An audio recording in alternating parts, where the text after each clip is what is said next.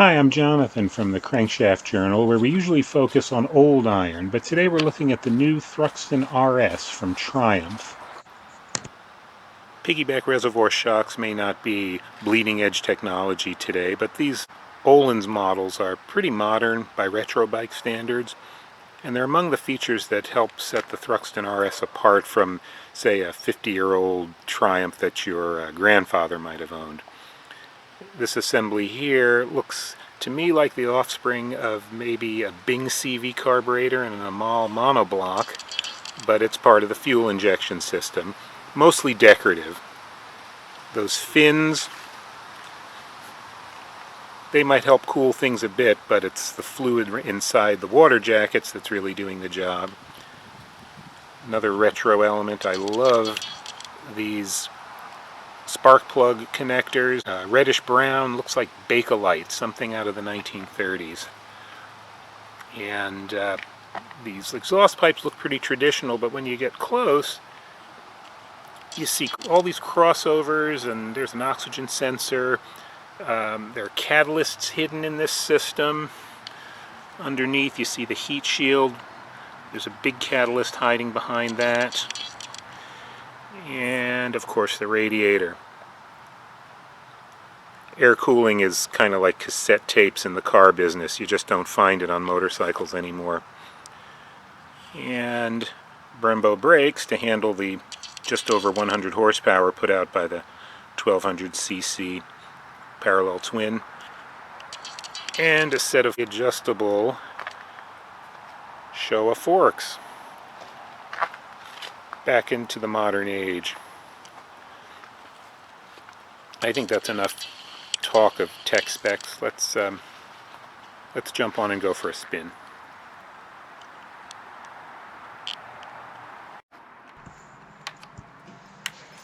If you haven't ridden a Triumph lately, you might be as surprised as I was by the power the Thruxton RS puts out. The last Triumph I rode was a 2007 Scrambler with an air-cooled engine and carburetors, roughly the same setup it would have had 40 years earlier. It turned heads, but seemed underpowered with 55 horses and just lacked verve. I had ridden a Thruxton a year or so earlier, but back then, that bike was more of a single-seat version of the Bonneville with clip-on handlebars, not a distinct model like it is today. The 2020 version is stronger, with 104 horsepower and less weight. More important is how the overall performance hangs together. What I mean is that its characteristics on the road are nicely balanced. Power, torque, handling, brakes, and riding position feel custom fitted to this bike. I have to mention that for someone who dislikes riding in the rain and tries hard to avoid it, I wind up slogging through downpours fairly often. I just seem to get caught, like today. I had barely begun my ride when the clouds opened up. This gave me a chance to try out the bike's rain riding mode, but only as I headed home to wait for better weather. The modes adjust engine mapping, traction control, and anti-lock brakes to the riding conditions. Sport mode is absolutely manic, full power and the sharpest throttle response. Rain mode keeps everything gentle to avoid skids and wheel spin.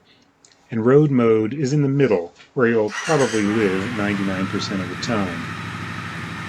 Eventually conditions improved, and we were off again. About the Thruxton's Cafe Racer Craig. This machine will do the ton and beyond, way beyond, but it will also handle sitting in urban traffic jams, commuting, and everyday errands, in addition to traversing the backroad ribbons where it truly thrives.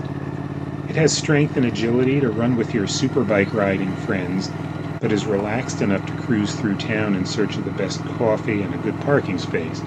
I found excuses to ride it pretty much every day. I've been riding for a long time and have road tested dozens of the latest bikes. When the test period ends, I'm happy to let them go, usually, but I'd really like to keep the Thruxton RS because it's such a pleasure to ride that I'm sure I would use it all the time. This has happened only once before, about a decade ago, when I tested the Harley-Davidson XR 1200X, that company's best bike of the modern era, or maybe ever. Of course, I'm partial to old bikes and could buy several interesting ones for the Thruxton's $16,200 price tag, but few could keep pace with it. I'm sure the senior citizen Suzuki, Ducati, and Honda living in my garage couldn't, especially when it comes to brakes. The Thruxton's brakes are wonderful, just right. The new bike can cruise all day at extra legal speeds on the interstate. I confirmed this while dodging the high-performance dump trucks that prowl Interstate 80 in northern New Jersey. I don't know if these terrors exist in your neck of the woods, but in Jersey, 80 miles an hour seems to be the minimum speed for dump trucks on the highway. Not to worry, though, the Thruxton eludes them easily, but it's much happier on twisting two-lane with speed limits of 50 miles per hour or less. I know it might take all day to get anywhere on those old roads, but that won't matter because, well, who's watching the clock? Thanks for watching this, and please continue to ride safely. Take care.